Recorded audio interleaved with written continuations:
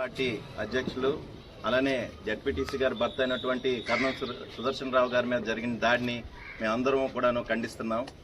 ప్రజాస్వామ్యంలో ఇంతకు హింసకు తావు లేదు అని పదే పదే మేము చెప్పడమే మిగులుతుంది. ప్రభుత్వం దగ్గర మా ఒక రోదన అరణ్య రోదనగా మిగిలిపోతుంది. ఎలా అంటే చెవిటివాడి ముందు శంఖం ఊదినట్టుగా ఉంది ఇప్పుడు పరిస్థితి. ఇన్నిసార్లు చెప్పినా సరే ప్రభుత్వం ఇలాంటి అల్లరి మోకలను కంట్రోల్ చేయకపోవడం వల్ల ఇలాంటి జారులు పదే పదే జరుగుతున్నాయి. మొన్నటికి మొన్న తలతంపర అయితేనేమి, బొమ్మినేడు వలస అయితేనేమి, లేకపోతే బొద్దం అయితే గాని ఇలాంటి దగ్గరలో జరిగినప్పుడే పోలీసులు సకాలంలో స్పందించి వారి మీద కేసులు పెట్టుండుంటే ప్రజలకు అలాగే ఇలాంటి అల్లరి మొక్కకు ఒక మెసేజ్ ఇచ్చినట్టు అయ్యేది. కానీ అవి చేయకపోవడం వల్లనే ఇలాంటివి మళ్లీ మళ్లీ పునరావృతం అవుతున్నాయి.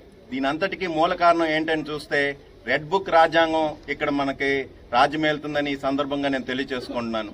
అంబేద్కర్ గారు రాసిన అమల్లోకి తీసుకురావడంలో మాత్రమే ఈ కూటమి ప్రభుత్వం సఫలీకృతులయ్యారని ఈ సందర్భంగా తెలియజేసుకున్నాను.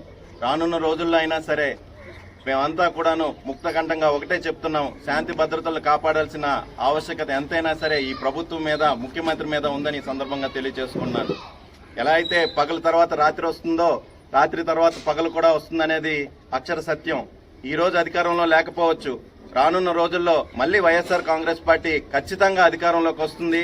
ఇలా ఎవరైతే తప్పులు చేశారో వారందరినీ కూడాను ఎవరిని విడిచిపెట్టకుండా ప్రజా కోర్టులో శిక్షిస్తామని సందర్భంగా తెలియజేసుకుంటూ రానున్న రోజుల్లో ఇలాంటివి మళ్లీ పునరావృతం కాకుండా చూడాల్సిన బాధ్యత ఎంతైనా ఈ కూటమి ప్రభుత్వంకు ఉందని ఈ సందర్భంగా తెలియజేసుకుంటున్నాను.